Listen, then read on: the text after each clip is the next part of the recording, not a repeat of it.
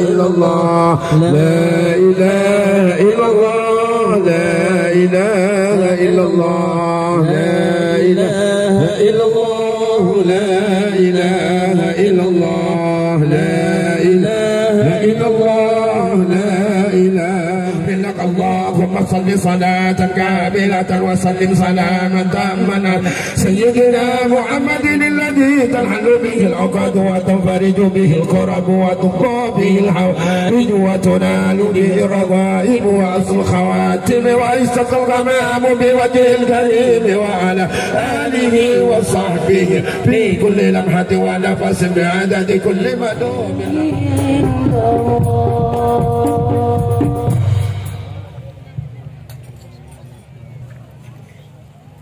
Diberitahukan kepada seluruh ala Muhammad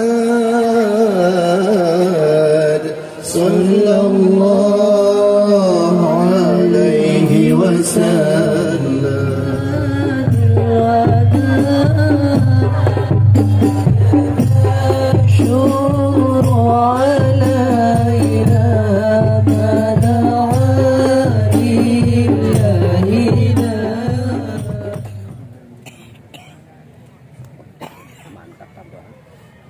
Assalamualaikum warahmatullahi wabarakatuh.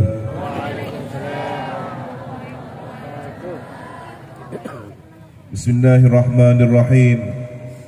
Alhamdulillahi rabbil alamin. Wa bihi nasta'inu ala umurid dunya waddin. Wassalatu wassalamu ala ashrafil anbiya'i wal mursalin Sayyidina Muhammadin wa ala alihi wa sahbihi ajma'in. Qala rabbi shrah li sadri wa yassir li amri wahlul 'uqdatam min lisani yafqahu qawli. Inna asdaqal hadithi kitabullah wa khairal hadi hadi sayyidina Muhammadin sallallahu alaihi wasallam wa syarrul umuri muhdatsatuha wa kullu bid'atin dhalalah wa kullu dhalalatin finnar. Allahumma inni a'udzu bika an adilla aw udalla aw azilla aw uzalla aw azlima aw uzlama aw ajhala aw yujhala alayya. Rabbi zidni ilma wa wasi' li fi rizqi wa barik li fi ma razaqtani waj'alni mahbuban fi qulubi ibadika wa azizan fi uyunihim waj'alni wajihan في الدنيا والآخرة ومن المقربين يا كثير النوال يا حسن الفعال يا قائما بلا زوال يا مبدئا بلا مثال فلك الحمد ولك المنة ولك الشرف على كل حال.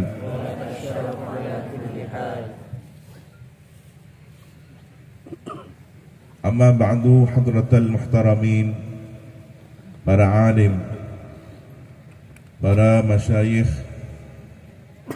para kiai, tokoh agama, tokoh masyarakat, seluruh forum pimpinan kecamatan, Bapak Camat, Bapak Kapolsek, Bapak Dan Ramil, pengurus cabang Nahdlatul Ulama,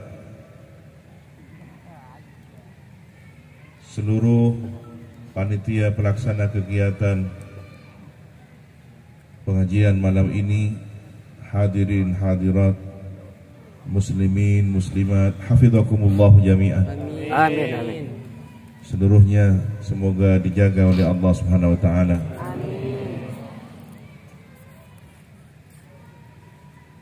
Kehadiran kita malam ini dengan niat yang baik, berkumpul bersama orang-orang baik di majelis yang baik, dengan harapan semoga dicatat sebagai golongan orang-orang baik dan mendapatkan kebaikan dunia akhirat. Amin Allahumma amin. Di awal kita memulai dengan doa permohonan perlindungan yang diajarkan oleh baginda kita Nabi Muhammad sallallahu alaihi wasallam.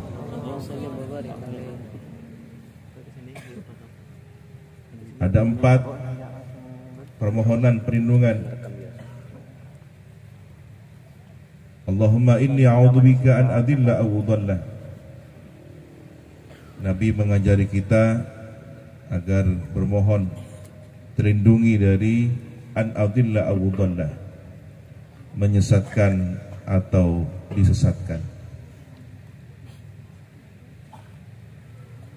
Aw azilla aw uzalla. Yang kedua, Nabi mengajari kita bermohon terlindungi dari menggelincirkan orang lain atau kita yang tergelincirkan. Au adlima au dzlama. Yang ketiga, menganiaya orang atau kita yang teraniaya oleh orang lain. Dan yang keempat, au ajhala au yujhala alayya. Kita diajari oleh Nabi bermohon terlindungi dari membodohi orang atau kita yang dibodohi oleh orang lain.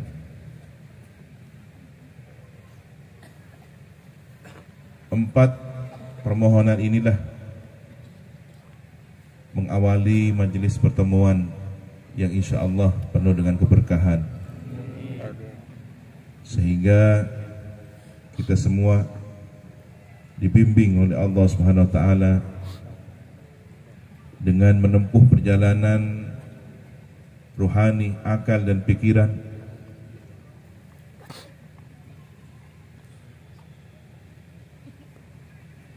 mencoba mengaji bersama-sama, mengulang tentang ajaran kebaikan dari sejarah awal kehidupan manusia, bahwa tercatat sejak dahulu kala awal manusia tercipta, Sayyidina Adam alaihissalam sosok makhluk yang bukan makhluk pertama. Sebelumnya telah mendahului beberapa makhluk yang Allah ciptakan. Manusia ini bukan senior. Sudah banyak makhluk yang Allah lebih dahulu ciptakan. Tetapi makhluk yang bukan senior ini dicemburui oleh makhluk seniornya yang bergelar Azazil, anak dari bangsa Banul Jan yang diasuh oleh kalangan malaikat, dididik dengan ilmu para malaikat, berada dalam bimbingan lingkungan kehidupan malaikat, sehingga menjadi sosok yang ahli ibadah di alam semesta ini. Dikatakan oleh para ulama mufassirin, Azazil ini nama gelar kehormatan dari iblis, sehingga dengan gelar kehormatan ini dia mendapatkan izin beribadah di tempat manapun di alam semesta, bahkan mendapatkan izin keluar masuk surga sesuai dengan kehendaknya.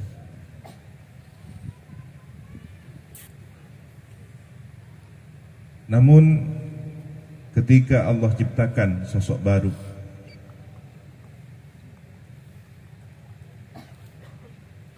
disinilah mulai muncul suatu konflik. Manusia yang tercipta dari tanah liat, begitu dititipkan ruh di dalam jasadnya menjadi sosok yang hidup, Allah anugerahkan wa 'allama Adamal asma'a kullaha.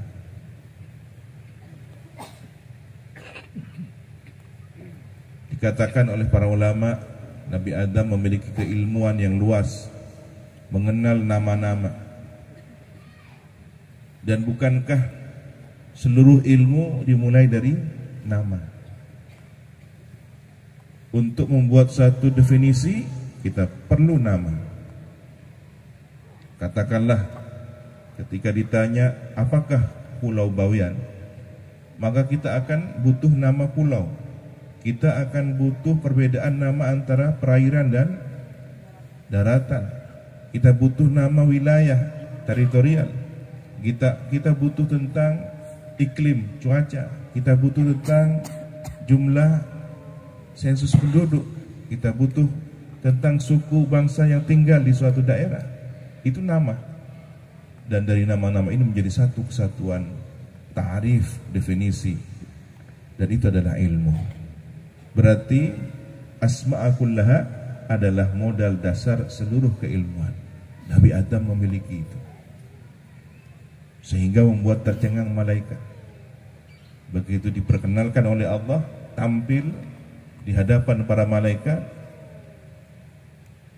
sosok yang junior ini membuat terkagum-kagum seniornya. Subhanaka la ilma lana illa ma 'allamtana. Ini akhlak malaikat.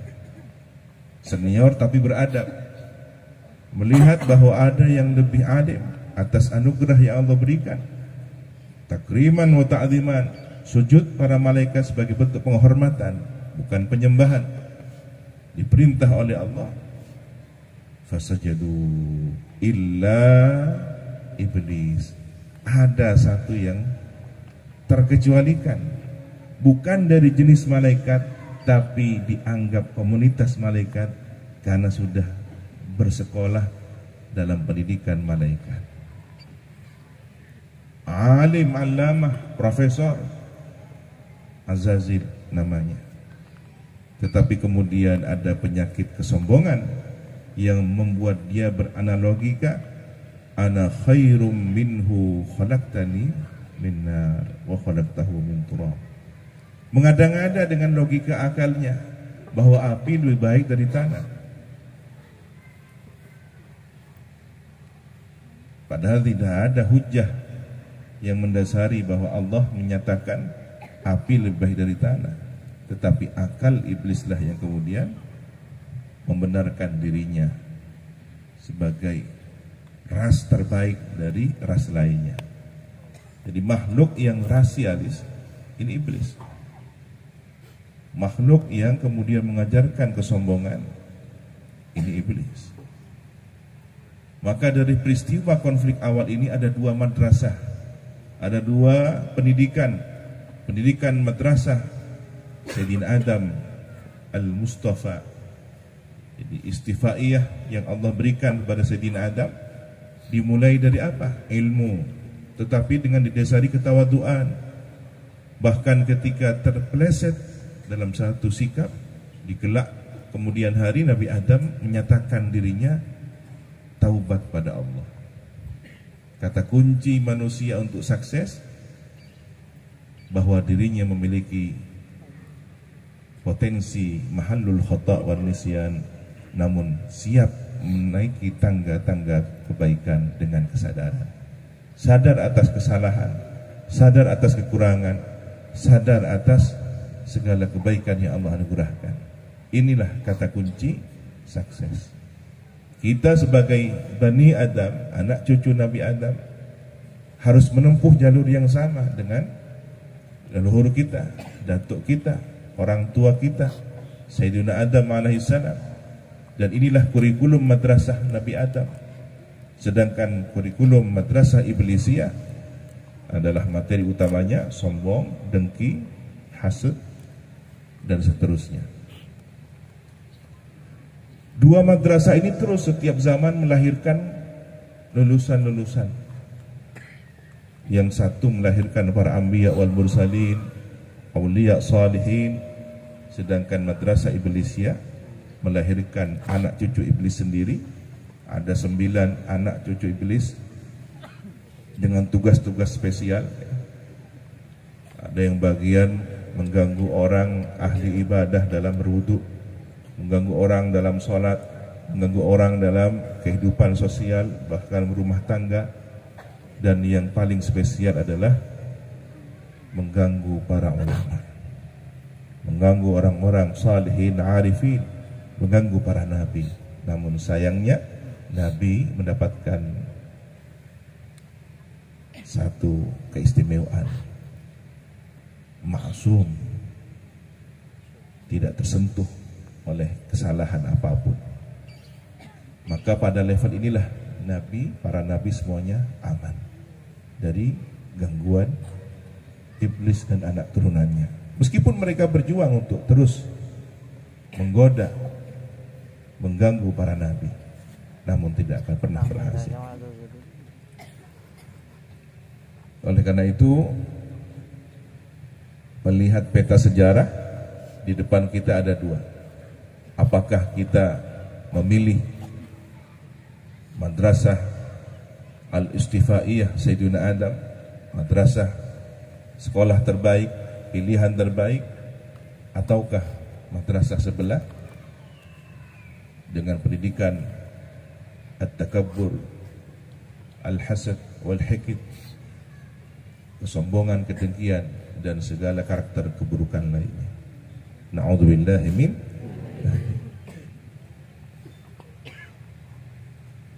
Siapakah yang kemudian mendaftarkan diri atau terpaksa terdaftar dirinya dalam madrasah Iblisiyah ini? Selain dari anak keturunan bangsa iblis wasyayatin, ya, meskipun Banul Jan tidak semua menjadi pengikut, ya, di antara mereka ada yang terselamatkan. Ada kelompok Banul Jan yang beriman, minna salihun wa minna duna dzalik. Dari kalangan kami bangsa jin ada yang baik-baik saja, namun ada yang tidak seperti itu. Namun sayangnya ada ras manusia yang bersekolah di madrasah Iblisiyah ini, dan ketika sudah bertitel menjadi setan, kadang-kadang lebih ganas, lebih parah dari setan yang asli. Alladzi yuwaswisu fi sudurin nas minal jinnati wan nas. Bahkan manusia yang idolakan bangsa setan rela mengubah, apa istilah sekarang ini, makeover, di tampilannya di make up seperti iblis, diberi tanduk, diberi anting-anting, tidak hanya di telinga, hidungnya pun dianting, bibirnya pun dianting, bahkan lidahnya dibelah dua untuk serupa dengan idolanya. La haula wala quwata illa billahil aliyyil azim. Di generasi kedua lahir generasi yang terselamatkan, Nabi Sis, berikutnya Nabi Idris. Namun pada generasi setelah Nabi Idris ada beberapa zaman yang menggeser dari satu zaman ke zaman yang lain. Tokoh-tokoh idola kaum solihin dibuat pahatan patung sebagai monumen. Tetapi lambat laun generasi ini kemudian dibisiki oleh syayatin al-insi wal jin bahwa ini adalah tokoh yang harus dihormati. Generasi berikutnya tokoh ini harus diagungkan. Berikutnya tokoh ini harus disembah. Hingga pada generasi yang terburuk mereka menyembah patung itu menjadi sesembahan dan Tuhan-Tuhan baru. Artinya apa? Sudah ada bukti generasi keturunan orang-orang saleh menjadi bodoh, menjadi tidak tercerahkan karena tidak ada pendidikan, tidak ada lingkungan yang mendukung. Di sanalah kemudian syayatinal insi wal jinni berkolaborasi menciptakan generasi terburuk. Diutuslah Nabi Nuh. Tetapi pertarungan ideologi tauhid dan para penyembah berhala, menyembah banyak Tuhan ini menjadi pertarungan yang sengit. Puncaknya Allah tunjukkan satu perintah agar Nabi Nuh segera membuat kapal perahu besar, karena umat yang sudah tidak lagi patuh ini akan Allah lenyapkan. Inilah bagaimana kemudian cara penyelesaian di masa lalu. Yang kufur, yang tidak patuh dengan ajaran tauhid, ajaran kemurnian, ajaran penyembahan satu Tuhan, la ilaha illallah, maka siap-siap mendapatkan murka Allah dan dilenyapkan. Tetapi siapakah yang kemudian memusuhinya? Bukan orang yang jauh, tetapi dari istri dan anaknya. Kenapa?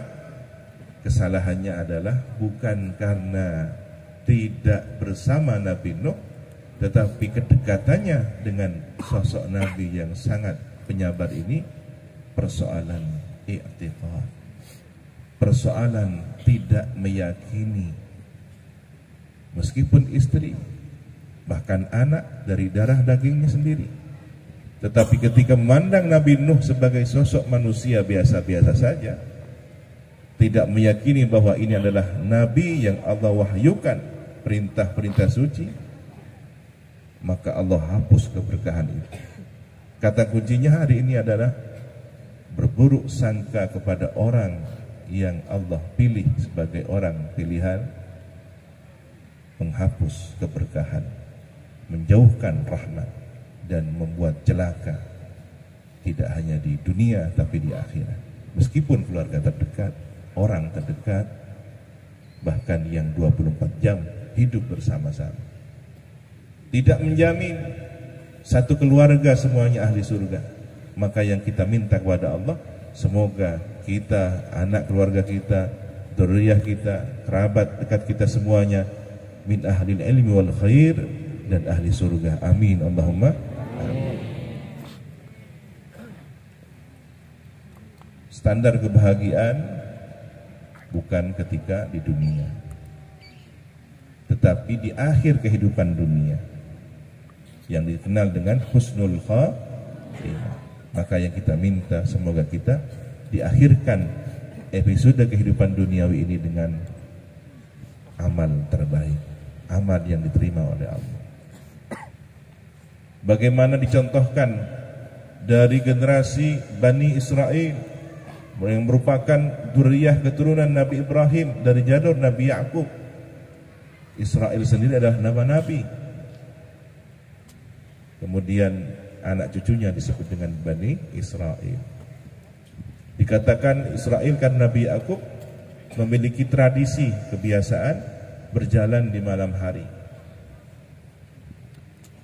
Namanya tidak tinggal tetap di suatu daerah, pindah lagi, sampai menemukan beberapa daerah yang dianggap memiliki kemakmuran secara kehidupan ekonomi.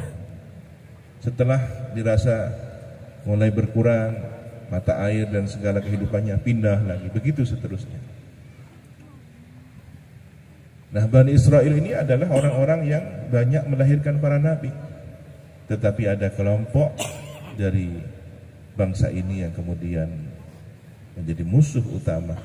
Persoalannya adalah bergeser, tidak lagi mengikuti ajaran para nabi, namun berpindah, mutasi ke madrasah iblisiyah. Materinya, kurikulumnya, dan nilai akademik yang dicapai adalah kesombongan, kedengkian, dan bodoh dari hidayah taufik Allah. Ini yang harus dicatat. Keturunan orang saleh, anak dari orang-orang baik, tetapi salah sekolah, salah madrasah, salah memilih guru, salah memilih materi pelajaran, salah mengikuti teladan, yang terlahir generasi berikutnya adalah generasi al-maghdubi alaihim dan ad-dhalin, yang setiap hari, setiap 24 jam, 5 waktu setidaknya kita diajari untuk mohon perlindungan. Ghairil maghdubi alaihim waladhdallin, ghairil maghdubi alaihim waladhdallin, ghairil maghdubi alaihim waladhdallin. Mereka ini bukan orang baik-baik yang kemudian sesat jalan. Mereka bukan orang yang kemudian sesat memang dari awalnya, tetapi mereka semula memiliki potensi sebagai anak keturunan orang baik-baik, namun terjangkit satu virus penyakit batin yang tidak terdeteksi dari awal hingga kemudian parah penyakitnya menjadi penyakit akut. Dari kesombongan menolak kebaikan, dari kesombongan menolak kebenaran, dan dari itulah lahir kedengkian bahkan pembunuhan. Mudah-mudahan kita selamat. Seluruh keburukan dan kejahatan yang terjadi bermula dari meremehkan, dan meremehkan ini bermula dari kesombongan. Ada seorang ulama yang sejak kecil steril kehidupannya dari pergaulan bebas. Dia dididik oleh orang tuanya yang seorang alim allamah sampai menjadi orang yang alim allamah, bahkan wali besar di zaman Bani Israel. Tetapi sayangnya ribuan santri yang sudah dia didik, ribuan murid yang sudah dia didik, belum bisa menjamin bahwa orang ini mendapatkan keselamatan dari Allah. Persoalannya apa? Sederhana. Setan datang berpura-pura menjadi orang yang ahli taubat, menangis sepanjang malam, sepanjang siang di dekat dia beribadah, sehingga hati orang ini pun tergiur. Saya belum bisa ibadah selezat orang yang nangis ini. Penasaran, padahal ini setan sedang menipu daya.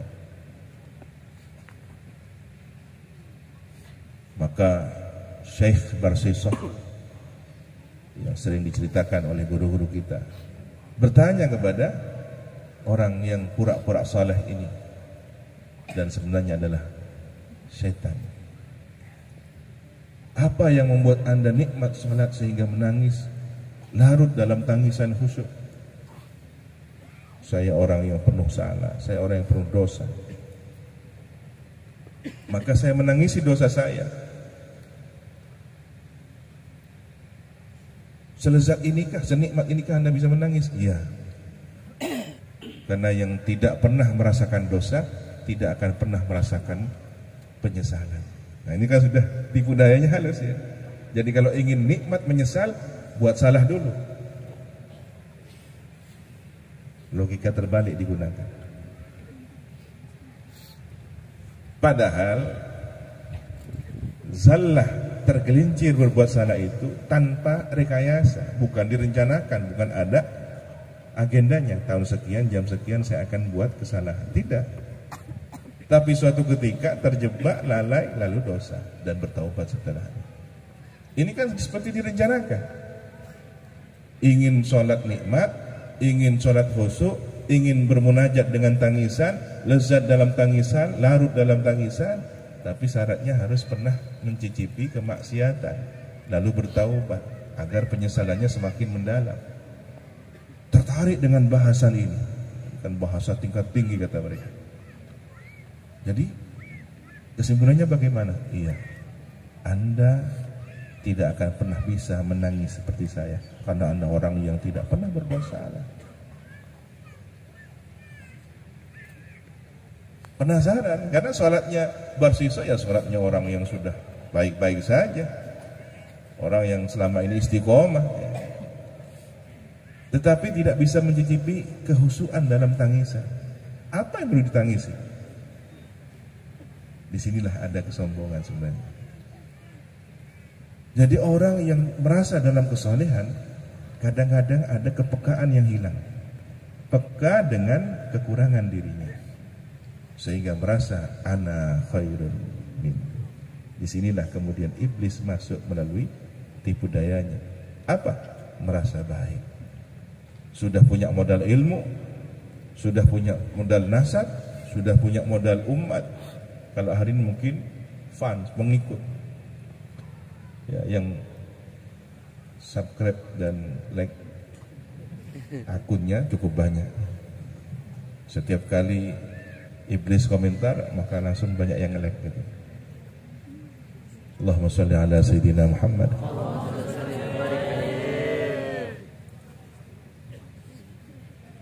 Bersisok akhirnya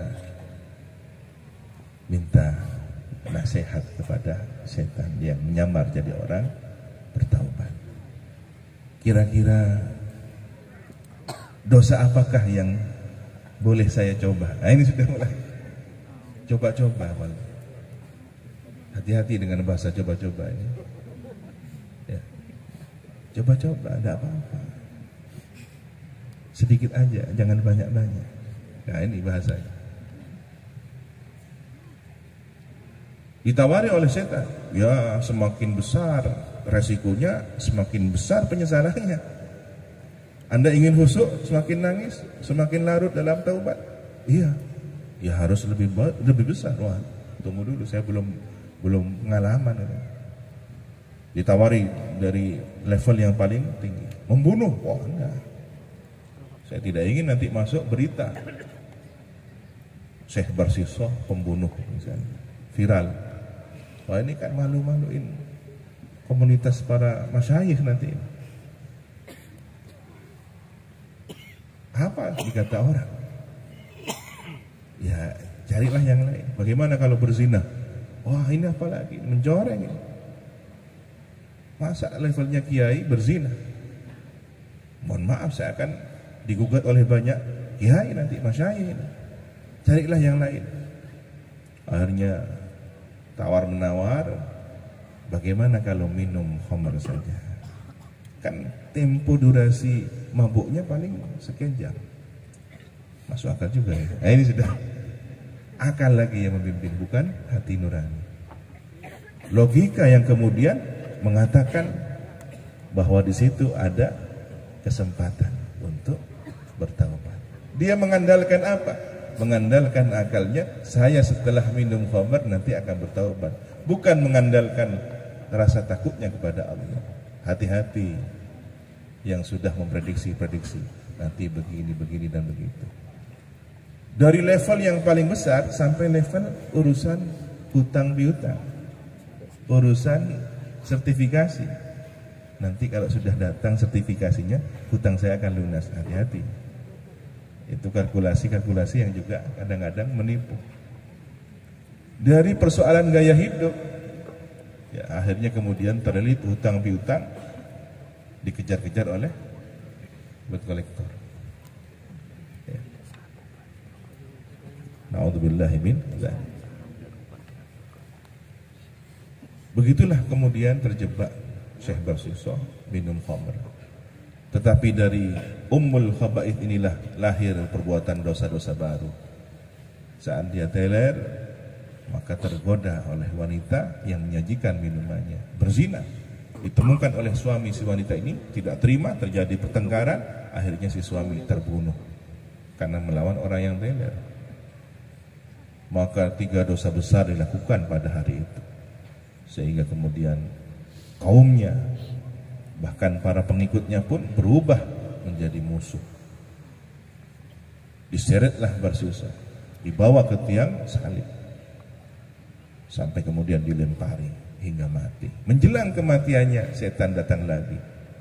Sekarang saatnya, ayo taubat, ayo nangis pada Allah, nangis.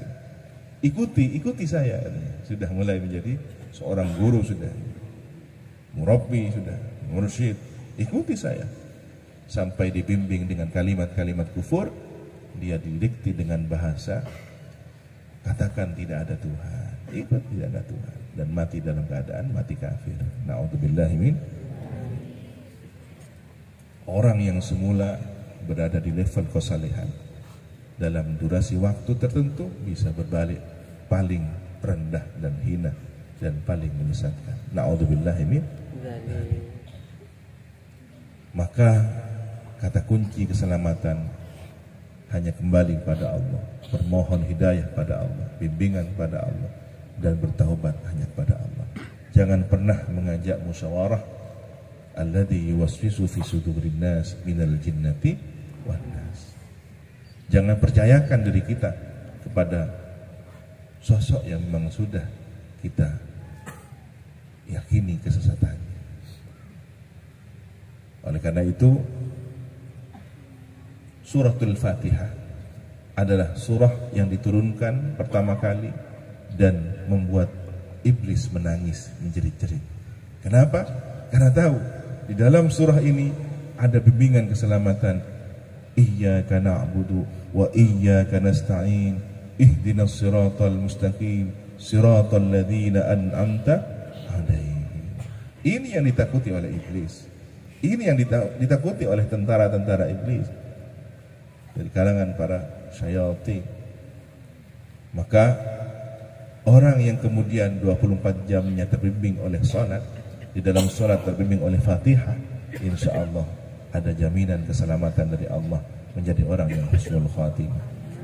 Bahkan ada bocoran dari ulama salihin, orang yang menjadi ahlul ilmi dan mengamalkan ilmunya, gampangannya ini santri, thalibul ilmi dan amil, mau mengamalkan ilmunya.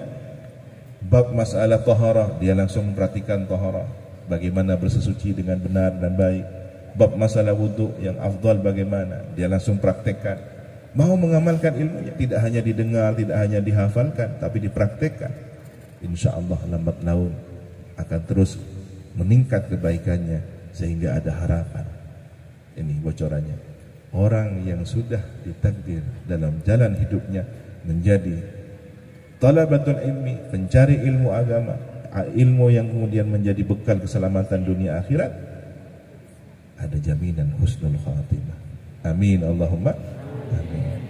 Semoga kita dicatat malam ini mengaji bersama-sama sebagai ahlul ilmi wal khair, sebagai para pencari ilmu, dan semoga kita husnul khatimah. Tetapi untuk merawat keberkahan ilmu itu juga harus ada usaha yang lain. Apakah merawat ilmu itu, menjaganya dalam keberkahan? Maka hormatilah sumber ilmunya, mulai dari guru manusia yang menjadi sosok guru yang mentransfer talaqi ilmu kita. Hari ini telah banyak bergeser model antara hubungan guru dan murid.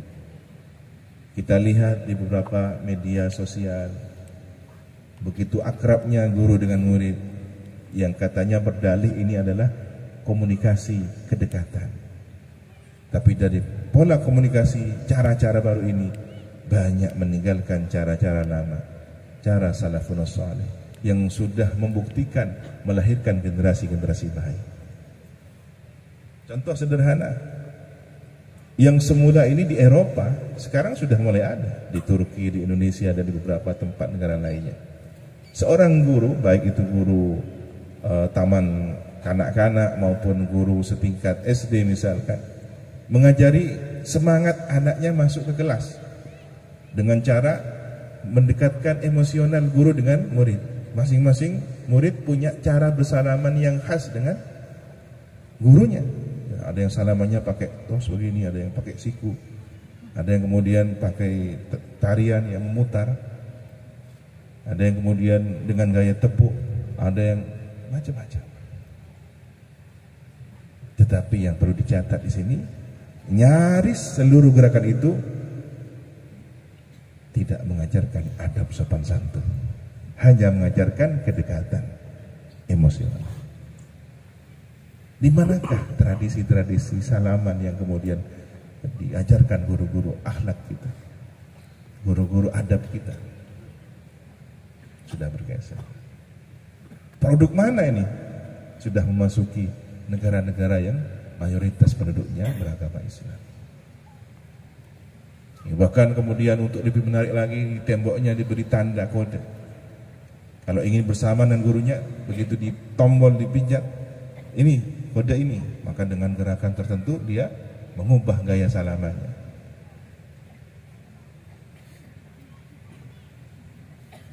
Inovasi boleh, kreativitas silahkan, tetapi nilai adab sopan santun jangan hilang.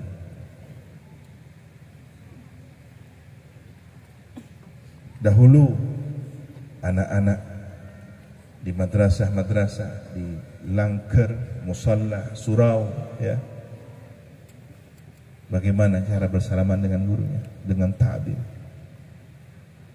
Tapi sekarang sudah mulai aneh-aneh ya. Salamannya tempel pipi, salamannya tempel kening, bahkan salamannya tangannya menutupi tangan gurunya yang tangannya sendiri. Ini kayaknya produk baru, bukan dari salafun saleh, dan ini akan menggeser. Sehingga pada saatnya nanti anak tidak lagi menghargai tangan seorang guru yang telah menuliskan ilmu. Yang di telapak tangannya ini ada keberkahan ilmu. Hati-hati dengan hal yang sederhana ini. Belum lagi kemudian cara penghormatan terhadap buku. Ya. Di luar negeri sana, bukan di Indonesia. Indonesia insya Allah. Bagaimana setelah lulusan madrasah, lulusan sekolah, maka tempat-tempat sampah dipenuhi dengan buku-buku pelajaran. Untungnya ada di suatu negeri, di negeri di atas angin, ada sampah khusus buku. Jadi memang beda bentuknya. Maksudnya sih mungkin menghormat, karena di situ ada kitab, ada mushaf Al-Quran. Sehingga tempat sampahnya khusus, tapi ya tetap namanya tempat sampah kan begitu. Setelah kami pungut sisa-sisa itu, banyak kertas masih kosong, dan itu bagus. Banyak kitab yang masih bisa dibaca, dan itu akan dibuang.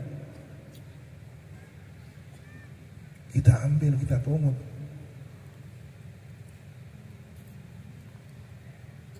Jadi nulis sedikit, hanya beberapa lembar, dibuang. Begitu sudah lulusan, nanti beli paket lagi buku baru, yang susah orang tuanya, biaya besar. Sementara kita dulu diajari oleh guru kita, kadang-kadang buku pelajaran dari kelas 1 SD sampai kelas 5 masih buku yang sama. Kenapa? Melarat. Tapi dengan melarat masih menjaga adab sopan santun, berkah ilmunya. Bahkan kadang-kadang sudah tidak muat lagi, ditulis di pinggir. Penuh ilmu kita di buku yang satu itu, dan satu-satunya mungkin. Jadi penghormatan sudah bergeser, efisiensi, hemat sudah hilang, boros, mubadzir, ini terjadi. Amalnya tidak dilakukan, ya. Kalau sudah boros kan tidak mengamalkan ilmu. Wadahnya ilmu juga sudah tidak dihormati, digeletakkan, dibuang. Tidak hanya di luar sana, tetapi boleh jadi di tempat-tempat lembaga pendidikan yang katanya pondok pesantren. Na'udzubillahi min. Marilah kita perbaiki lagi anak-anak kita, para guru, tuan guru, para masyayikh, kiai. Marilah kita muhasabah lagi di pesantren kita sendiri. Sudahkah penghormatan itu benar-benar kita jaga dan kita rawat, ataukah terjadi banyak pergeseran? Maka orang tua, para wali santri, wali murid dimohon untuk juga ikut menjaga. Tanyakan anak-anak kita, jangan dipasrahkan begitu saja. Pemondok tak tanya aki, seperti menurut kiai, mak nyaman. Kebaik pada anak kirim mereka mondok. Ketisi dimungko produsen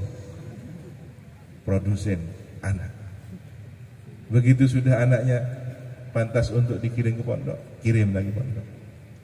Di pondok yang susah siapa? Kiainya, ustadznya, ketua kamarnya, guru ngajinya dan semacamnya. Si ibu kau tak mikir sekali. Maka harus ada segitiga emas yang saling menguatkan. Murid itu sendiri, guru dan orang tuanya saling mendoakan, pola komunikasi, bertanya bagaimana anak saya. Setidaknya kemudian berkirim kabar dan berdoa. Begitu ada kesalahan, si wali santri atau wali murid kadang-kadang dengan tidak pedulinya langsung menyalahkan guru.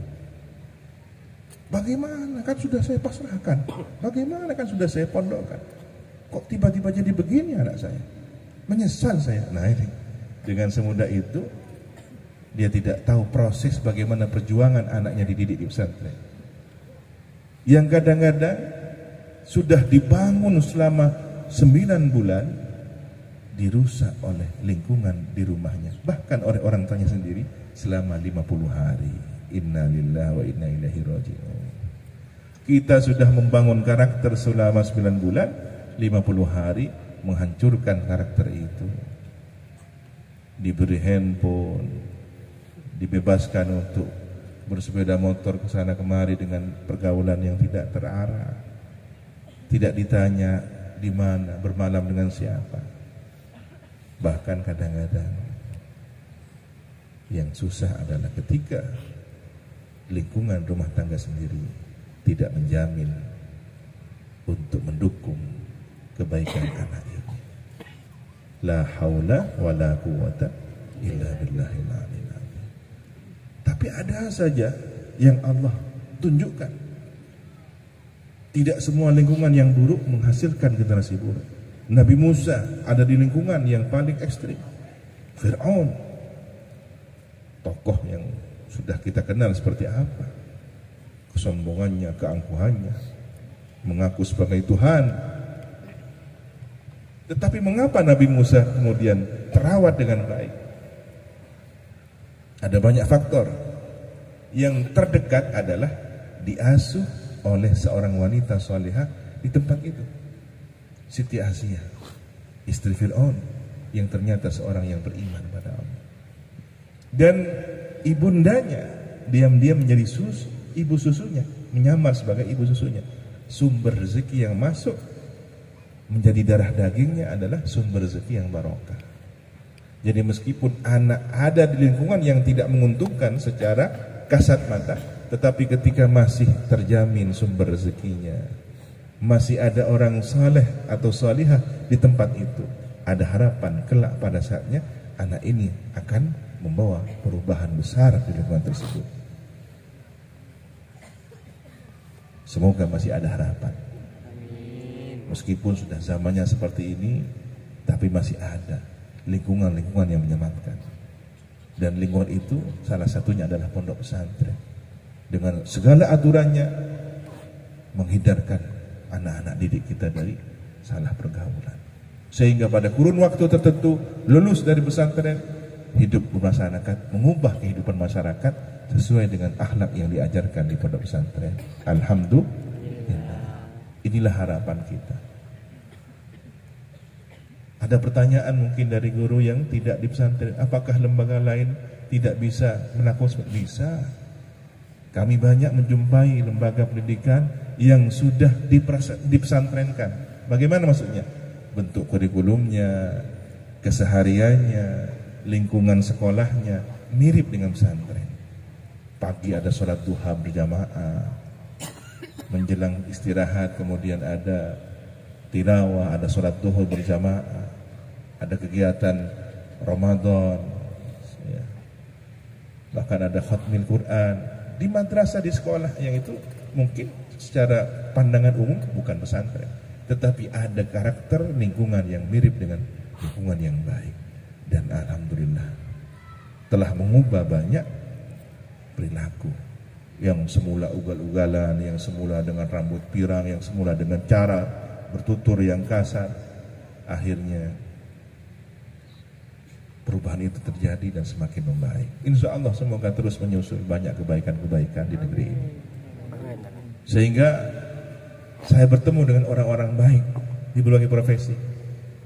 Ya, bertemu dengan Pak Camat yang baik, saya ketemu dengan orang yang saleh, meskipun dia di lingkungan yang potensi segala penyalahgunaannya sangat besar. Bertemu dengan Pak Kapolres, Pak Kapolsek, seorang pimpinan di TNI, dan itu orang baik-baik semua.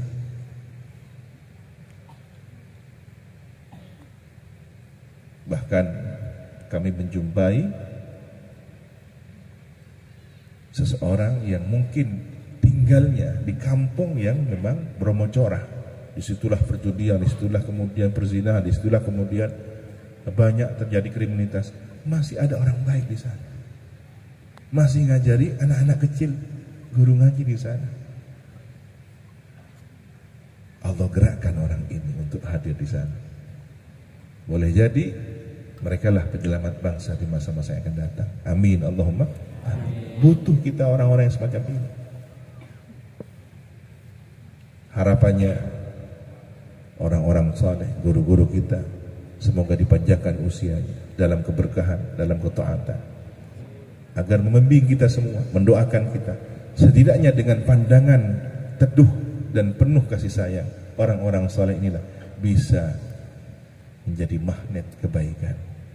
An-nadhrah, pandangan ulama salihin, pandangan aulia arifin, melihat seseorang bisa menjadi jalan terbukanya hidayah taufik Allah Subhanahu wa taala. Alhamdulillah. Ada banyak kisah anak kecil di bawah sowan nyabis kepada seorang kiai, seorang habib, didoakan ini, dan kelak barokah penglihatan nadrahnya orang saleh ini, dia menjadi orang besar, orang yang mulia.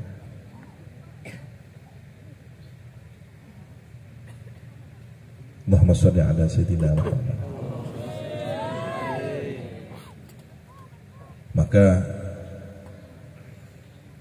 untuk berikhtiar menjadi orang yang husnul khitam, lulus dari madrasah kehidupan duniawi ini dan tetap berada di bimbingan madrasah Sayyidina Adam, diteruskan oleh para anbiya wal mursalin hingga madrasah insan kamil baginda Nabi Muhammad sallallahu alaihi wasallam. Ikutilah generasi-generasi yang ada di jalur ini, para sahabat, tabi'in, tabi'in, wa man tabi'ahum bi ihsanin ila yaumiddin, dan mereka ada dalam satu lingkungan kejamaah Ahlus Sunnah wal Jamaah.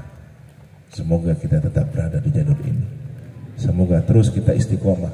Alaiha nahya wa alaiha namut wa inna insyaallah biha nub'atsu minal amin.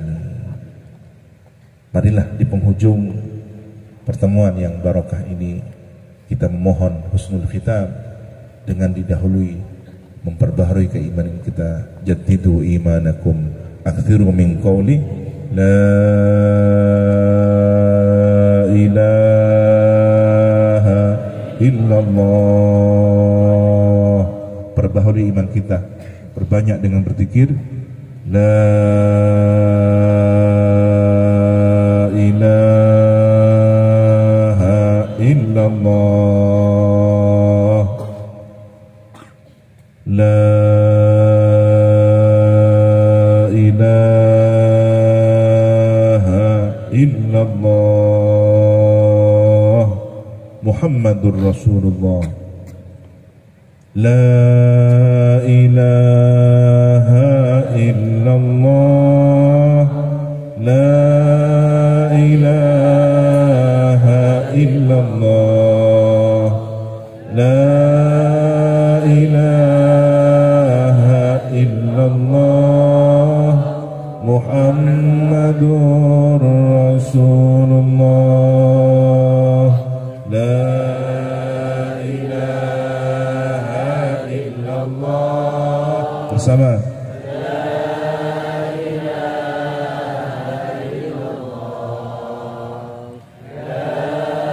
jaddidu imanakum,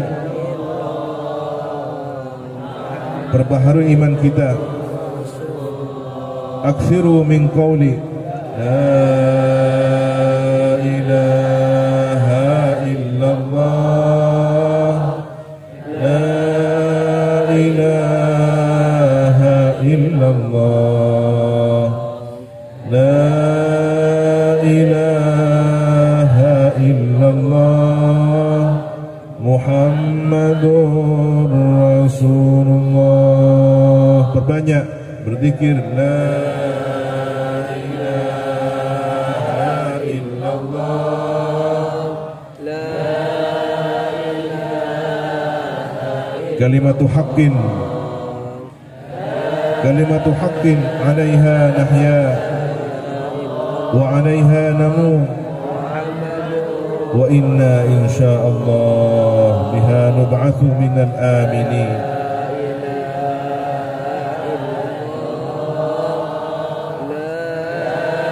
Kalimat yang hak, kalimat yang benar. Atas kalimat inilah kita hidup di dunia, berjalan mengikuti bimbingannya, dan semoga kita kelak mati dalam keadaan membawa kalimat la ilaha illallah Muhammadur Rasulullah, serta dibangkitkan kelak pada hari kiamat bersama rombongan ahli la ilaha illallah Muhammadur Rasulullah.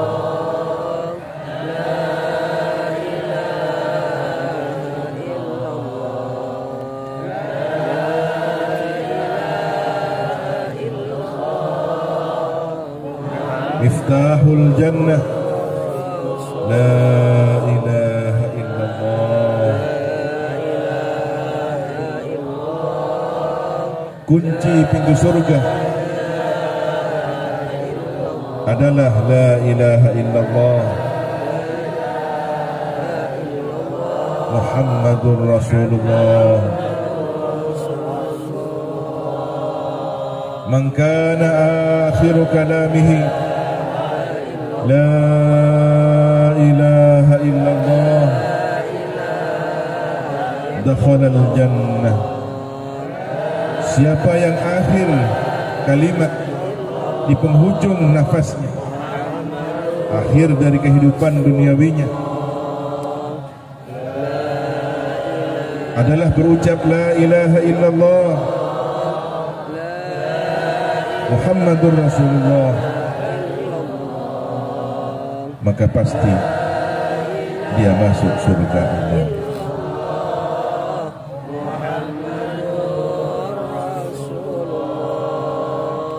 La ilaha illallah, la ilaha illallah, la ilaha illallah Muhammadur Rasulullah.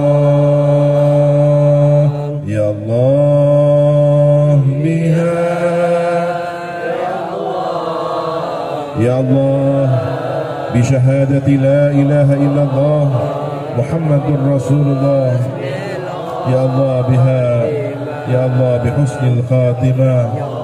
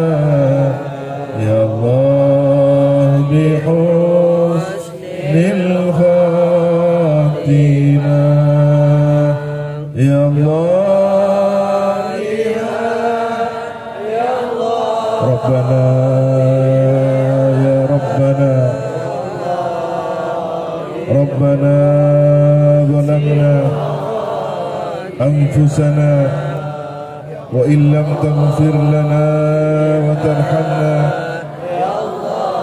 لنكونن من الخاسرين. Ya Allah, kami zalim, kami menganiaya diri kami dengan dosa-dosa. Kami penuh salah ya Allah. Jika tidak Engkau ampuni kami, jika tidak Engkau maafkan kami, maka kami pasti termasuk orang-orang yang aniaya. Ya Allah, ya Allah, ampunilah dosa kami, dosa kedua orang tua kami, ampunilah dosa ayah ibu kami, dosa saudara-saudari kami, dosa anak cucu kami, keluarga, masyarakat kami. Ampunilah kami semua ya Allah. Ya Allah, ya Allah. Jangan Engkau cabut nyawa kami kecuali dalam keadaan husnul khatimah. Jangan Engkau cabut nyawa kami kecuali dalam keadaan husnul khatimah. Engkau wafatkan kami dalam kebaikan. Akhirkan kami dalam kehidupan ini dengan kebaikan. Akhirkan kami dengan kalimat La ilaha illallah Muhammadur Rasulullah. Ya Allah biha, Ya Allah biha, Ya Allah bihusnil khatimah, Ya Allah biha, Ya Allah biha, Ya Allah bihusnil khatimah. Al-Fatihah.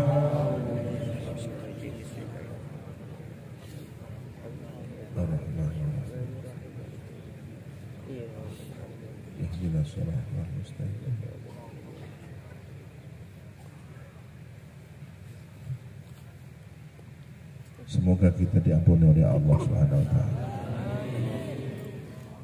Semoga hati kita yang keras tidak mampu menangisi kesalahan diri sendiri, dilembutkan oleh Allah. Dan semoga kita selamat dunia akhirat. Al-Fatihah.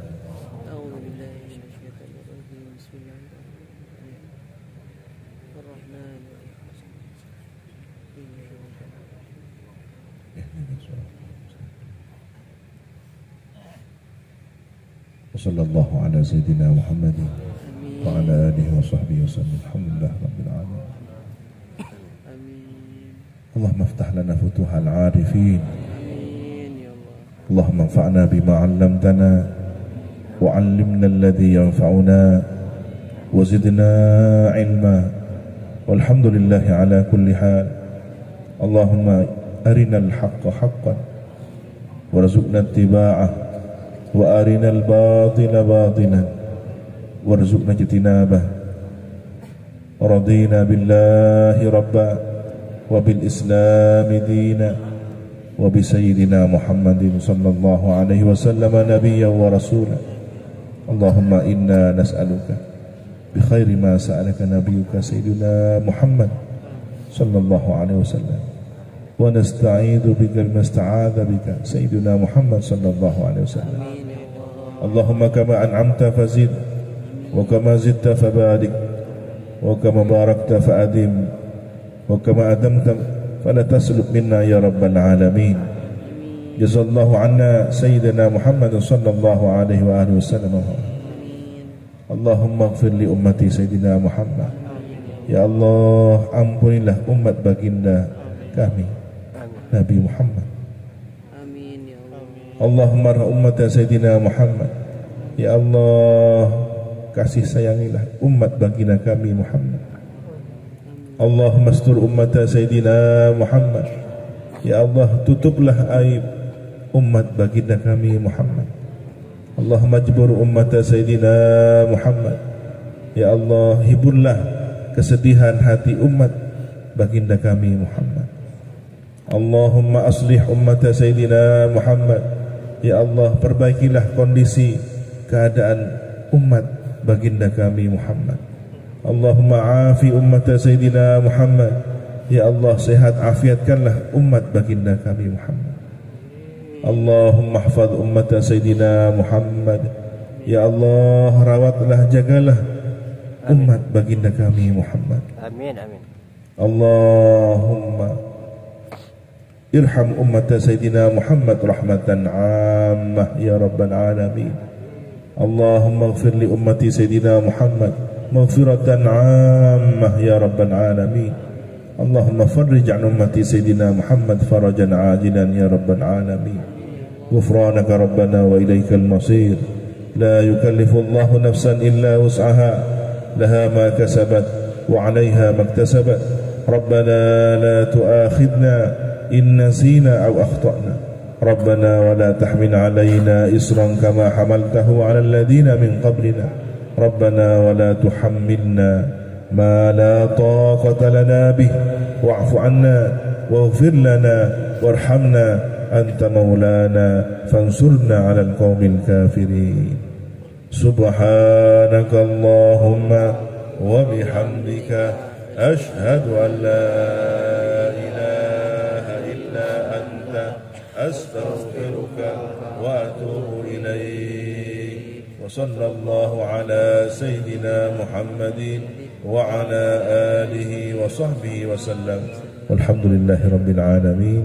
العفو منكم. اللهم اهدنا صراط المستقيم. والسلام عليكم ورحمة الله وبركاته.